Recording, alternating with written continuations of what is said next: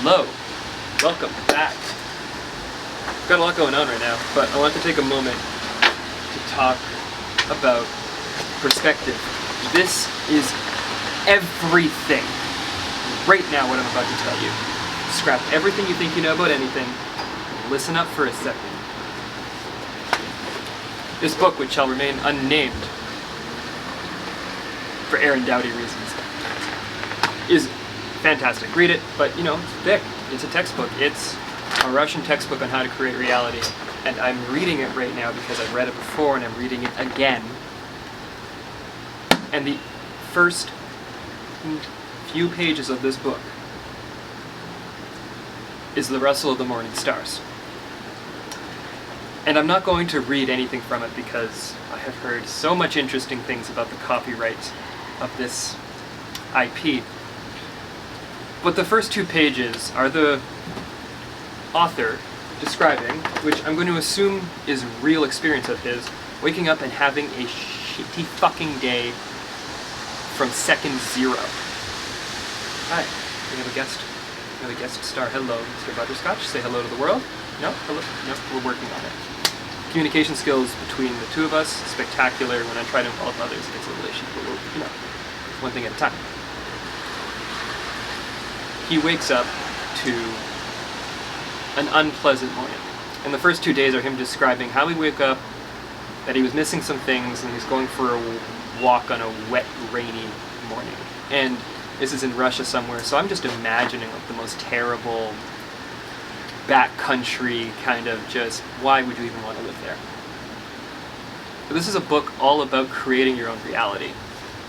And Buddhas, hello, the most important thing is exactly what I am sitting in right now, and I'm going to show you. Hopefully this works.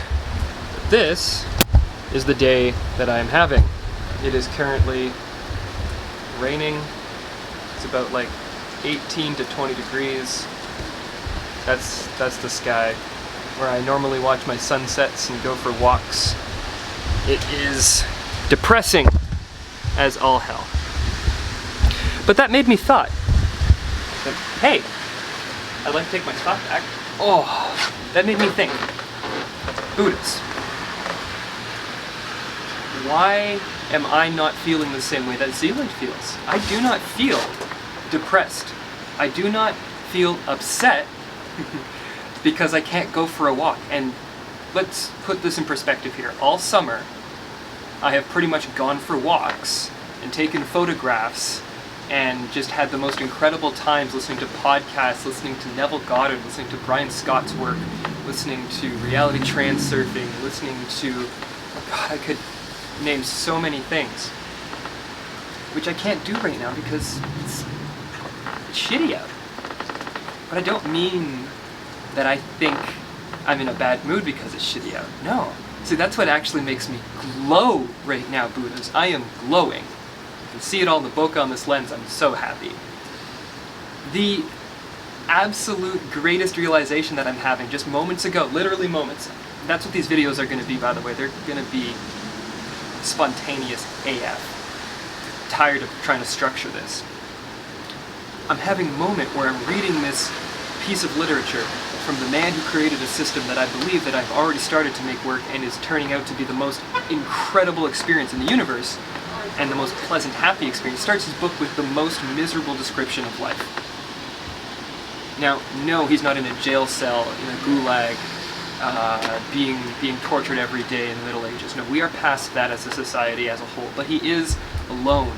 He is walking through a dreary day. He's complaining about addictions, and the perspective is something that I can relate to, but not the mentality. And I think that's kind of what he's trying to explain here. When you read something through, you actually discover the journey of the author.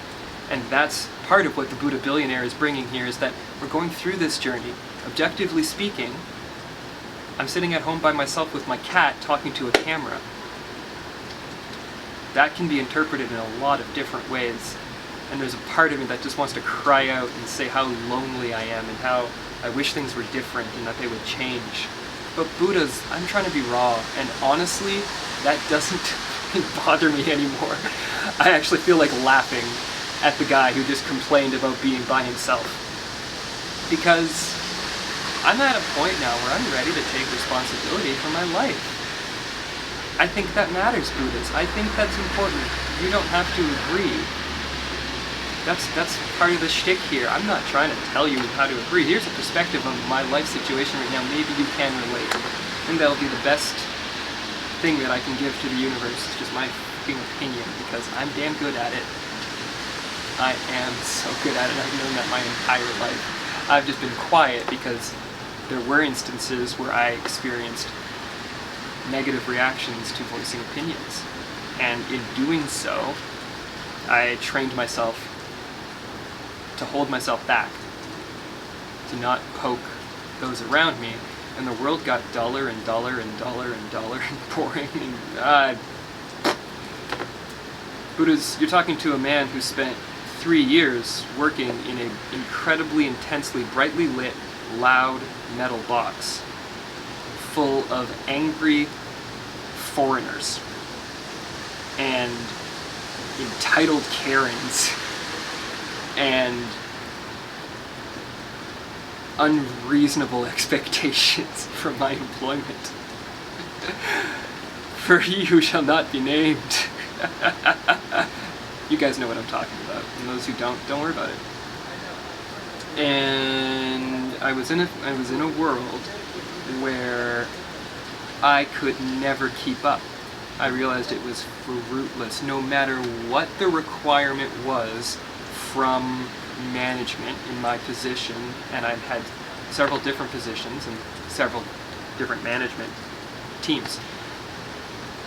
No matter what the request was from them, I met it, became the highest performing metric in the store, and then they would change it constantly.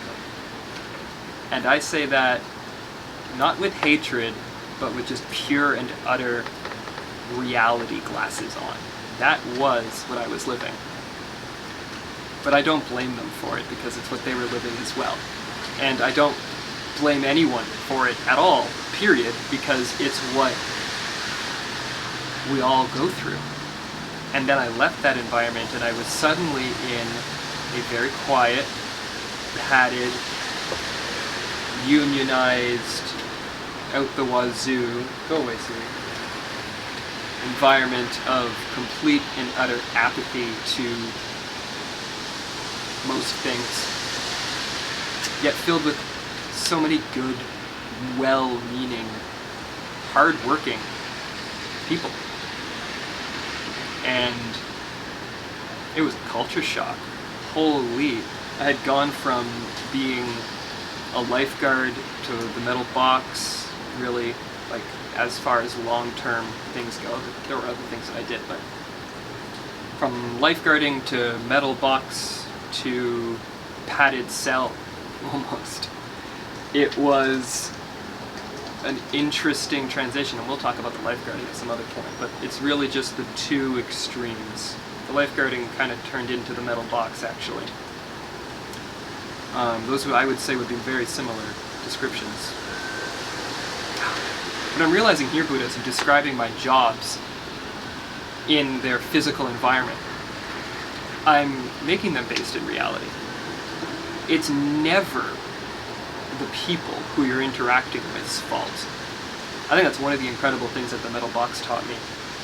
And that there's just layers upon layers of people trying to do what they think is right. And if you approach the world from that perspective, and I'm not saying that you have to forgive everybody overnight, but if you approach the world from the perspective that everyone is trying to do what they think is right, then you can start to see it. And you can learn it, you can understand it, and you can live it. And I'm at this point now where I'm 2 years into this journey, give or take, and the man that I was a year ago is not the man that I am now, and the man that I was 2 years ago is not the man that I am now. Or I was even just a second ago when trying to finish that sentence. We're constantly changing. And the speed at which you choose to do that is up to you, but you have to inevitably accept that you will change. And changing mentally can be one of the hardest things. I'm not saying, I'm getting kind of emotional saying this, but I feel happy in it as well. I'm not saying that you have to be okay with everything that's ever happened to you. But can you be okay with your right now? I have gone through a journey where I can say, yes, I am okay with what I am right now. I'm okay. I am enough. I have all of my needs met. I wish I believed it, but I can say it without disbelieving myself now. It's just a little bit of bullshitting, because all the needs I once thought I needed are met, but my needs have expanded. And it's in accepting that those needs expand and accepting that our desires grow as we do, that creates a struggle that I've experienced, where I have a home, I have loving parents, I have a large extended family, I have friends, I have food, I have a well-paying government job, I have a cat, and I live in what would probably be considered by 99% of the world to be in the 1% of luxury. That's probably the same for a lot of people watching my videos. If not, it's a level. It's a stage. It's no better or worse than anything that anyone has. But it's a point of realizing that, like, I have met, and here's where the shame or the guilt piece comes in. I have met all of my needs. Am I now supposed to just not want anymore? Like, that's a serious question, because if I meet a need, am I expected not to have any more needs? It kind of feels that way. You get to a certain bar, I love butterscotch, and then for some reason something happened in my world where I believed that it was improper for me to want more and more and more. When you start to get, it's like, okay, cool, what's my next level? Then if you start to actually think, okay, what do I want to buy now? You're like, oh, I'm not worthy, or I don't need that. And then it gets confusing. And that might be the end of our tangent for this evening, but we will continue to do these, and I'll be continuing to post them. And Buddhas, please let me know down in the comments if you have any questions, or if you have any questions about what I've discussed this evening, and I can go into further elaboration the next time it hits me. But this is, again, a continuation of the series. This is going to be not me telling you what to do. Fuck that. I'm not here to tell you what to do. But let's talk about thinking. Let's talk about your perspective. And my job, my role, my responsibility is to be stubborn AF that everything is getting better. And this angle that I'm just finding here in the viewfinder is kind of crazy good. It's turning me on. And on that note, Buddhas, we will end it for tonight. Remember, at the end of the day, the absolutely most important thing is to love yourself.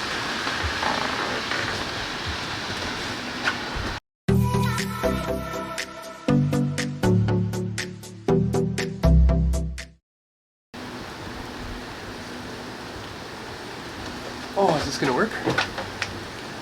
Oh. It's kind of a cool shot. Actually, it's incredibly shitty outside. So we're gonna use this a bit.